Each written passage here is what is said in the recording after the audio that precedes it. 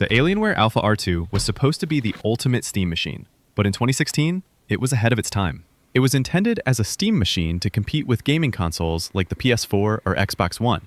The unit I have here, coming with an Intel Core i7-6700T, 16GB of RAM, a 480GB SSD, and a desktop-class NVIDIA GeForce GTX 960, 4GB, packed into only a 2.2-liter chassis. At the time, this mini PC was likely the smallest and most powerful gaming machine available, with a CPU and GPU that outperformed actual consoles. Since this mini PC already has decent specs, unlike my regular videos that focus on upgrades and modifications, today we're finding out if this machine can still game in 2026.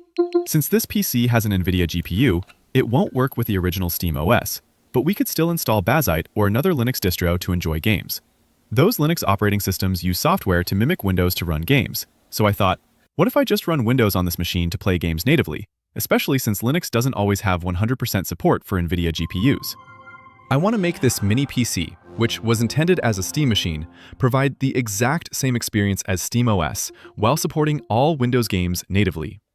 I decided to set Steam to launch at Windows Startup and run in big picture mode automatically. After trying it, I love it. By booting Windows directly into big picture mode, I can bypass loading the Windows desktop entirely. This saves RAM on this older PC and allows it to work with a controller from the start, without needing a mouse and keyboard to launch Steam. This setup might not be necessary for a normal PC, but it is very handy when you hook this mini PC up to your TV in the living room. You can sit on the sofa and use your PC with just a controller, exactly like a console.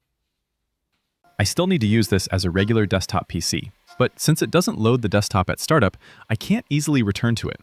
Instead of using the Ctrl plus Alt plus Delete keys to access Task Manager just to run Windows Explorer, I added Windows Explorer to Steam as a non-Steam game. Now I can access the Windows desktop directly from the Steam menu. And now I can begin working with my Alienware Alpha R2 mini desktop PC. Alright, I think you probably want to see what is inside this mini PC just as much as I do. So now let's disassemble the PC and check the upgrade possibilities. Also, since it is almost 10 years old, I should reapply thermal paste for both the GPU and CPU. After removing the bottom case of the PC, we can see an internal USB-A port. This port is meant for storing the Steam controller dongle. Here we also have a 2.5-inch SATA drive option. The SSD installed in this PC is a Kingston 480GB SATA SSD. I think we can upgrade this to a 2TB or 4TB drive later on if we need to. Now, let's open the top PC chassis and see the internal PC components. Here we have two fans, one for the CPU and one for the GPU. To be able to reapply thermal paste for the GPU and CPU, we need to remove the motherboard from the PC chassis to access the GPU heatsink mounting screws underneath. So, now let's remove the rear bracket and the CPU and GPU fans. Now, let's take a look at the available RAM slot on this PC motherboard. Here I have a single 16GB DDR4 stick installed. As you can see, this PC model only has one RAM slot, so it is impossible to run this PC in dual-channel mode by installing two sticks of RAM. Here we have an M.2 slot that supports an NVMe PCIe 3.0x4. Now, let's remove the CPU heatsink. Here we have a small aluminum heatsink designed for a 35-watt CPU. I don't think it would be able to handle a 65-watt CPU. The CPU installed in this PC is an Intel Core i7-6700T. It features 4 cores and 8 threads with a low 35-watt TDP. Now, let's remove the motherboard from the PC chassis.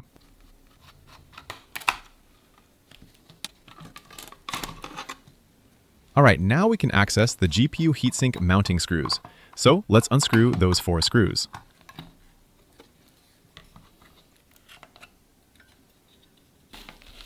The NVIDIA GTX 960 equipped on this PC motherboard uses the GM206 chip. This is a desktop GPU chip, not a mobile chip for a laptop. Now let's take a look at the GPU heatsink. It is very small compared to a regular NVIDIA GTX 960 cooler. Since this heatsink is way too small, it is no surprise that the GPU runs hot while gaming on this mini PC. Alright, since it is almost 10 years old now, let's reapply fresh thermal paste to the GPU. Now, let's spread the thermal paste to make sure it fully covers the GPU die. Okay, now that I have applied the new thermal paste for the GPU, let's reinstall the GPU heatsink.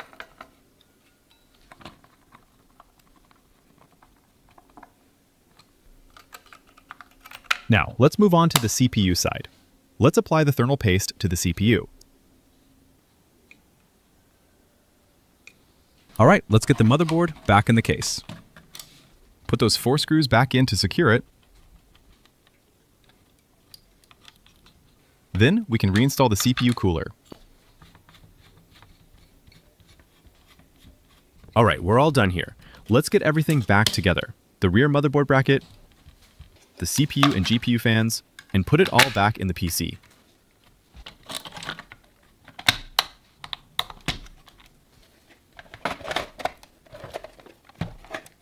Now let's reinstall the SSD and put the case cover back on. Then we'll be ready to put this PC to the test. Now let's turn on the PC. Like I showed you at the start of the video, my main goal for this setup, specifically using Windows 10, is to give it that Steam OS or console feel. I want it booting straight into the game menu and working perfectly with a controller, no mouse or keyboard needed. Let me show you real quick how I managed to set this up. First, press the Windows key plus R to open the run box. Then type regedit and click on Registry Editor. Navigate to H key local machine, software, Microsoft Windows, NT, current version, Win logon. Right-click on an empty area and select New. Then string value. Rename this new value to shell. Right-click on shell, select Modify, and paste the path to your Steam application, making sure to add -big picture at the end. Windows will take effect and boot straight to Steam Big Picture mode after you restart the computer. After the PC boots into Steam Big Picture mode, you don't have an option to return to the Windows desktop because Explorer hasn't loaded yet. Usually, you'd have to press Ctrl plus Alt plus Delete to open the task manager and run explorer.exe manually to get back. I wanted something simpler, a way to return to the desktop and close Steam at the same time, just like you can in Bazite or Steamos. I created a simple batch script and saved it as a .bat file. Since Steam doesn't let you add .bat files as non-Steam games, I had to use a little trick. First, I renamed my file to go-to-desktop.exe, just so Steam would let me add it to the library. Once it was added, I renamed the file back to go-to-desktop.bat. Then, I went into the Steam properties for that shortcut and changed the file extension in the target path from .exe back to .bat. Now I can jump to the desktop and close Steam completely. It is much cleaner than just opening Explorer, which usually leaves Steam Big Picture mode hanging around in the background behind your open windows. All right, as we've already seen how small the CPU and GPU coolers are in this mini PC, and since I've reapplied the thermal paste, it's time to check the results. I'm running a CPU stress test with CPU-Z while monitoring everything with WinFo. Not bad at all. The i7-6700T multi-core score hit 2,000 points. Looking at WinFo, the max CPU temp is sitting at 75 degrees Celsius, which is totally fine. I know it's impossible to hit 50 degrees Celsius or 60 degrees Celsius like you would with a dual or triple fan AIO setup, but 75 degrees Celsius gives us plenty of breathing room before hitting that 100 degrees Celsius thermal throttling limit. Honestly, the CPU fan is pretty loud, very much like a gaming laptop, and you can compare the fan noise to the sound of my mouse clicks.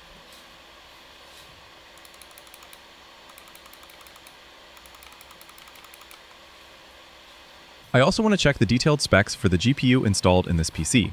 On GPU-Z, we can see it is an NVIDIA GeForce GTX 960 4GB using the GM206 chip. This is actually a desktop GPU, not a laptop version, featuring 1024 CUDA cores and a 128-bit bus with 4GB of GDDR5 running at PCIe 3.0x16. If we look at the Sensors tab in GPU-Z, you will notice the system can't read the GPU power draw or fan speed. We are only able to see the GPU temperature. All right, let's run a GPU stress test with Furmark. It's really interesting to see how that tiny heatsink and small blower fan handle a desktop-class GPU. Running the test at 1080p, we're seeing around 35 frames per second. That's about 25% slower than the Radeon RX 6400, which hits around 40 frames per second with the same settings. The GPU temp climbed up to 87 degrees Celsius, which isn't a huge surprise given the size of the cooler we saw earlier.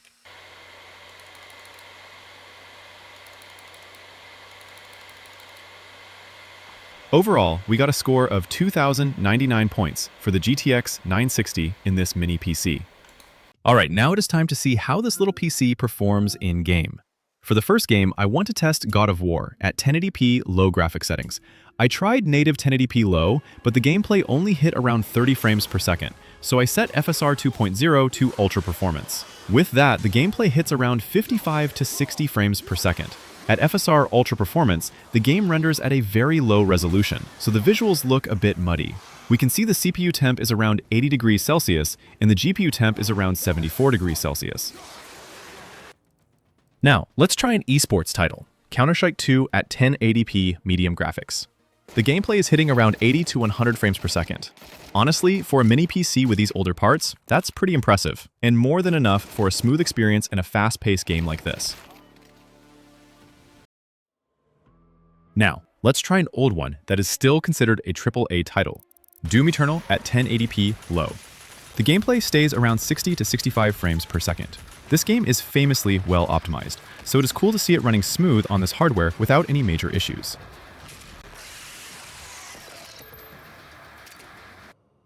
The next game I want to test is Shadow of the Tomb Raider at 1080p low. Even at low settings, this game still looks great today. For this one, I used the built-in benchmark. Once the benchmark finished, the results show an average of 52 frames per second. The last game I want to test is my all-time favorite, Resident Evil 4 Remake at 1080p performance mode. The gameplay hits around 50 to 60 frames per second. It is not perfect, but it is absolutely playable.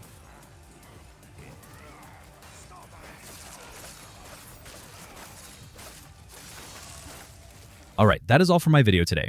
Overall, I really love the design of this Alienware Alpha R2 style, which is exactly why I had to get one. It is a bit old, but it holds a lot of memories for me, and playing games on it again really brings those back. By combining a console-like experience with great game compatibility, setting up Windows to boot directly into Steam Big Picture mode, you get the best of both worlds. The gameplay on this mini PC is absolutely playable, and it can still handle 1080p gaming without needing to drop the resolution to 720p. The CPU and GPU temps are fine, as 70 to 80 degrees Celsius is still within the safe limit for most OEM systems. I hope you enjoyed the video. If you found this helpful, please subscribe for more PC upgrades and modifications. Thank you for watching.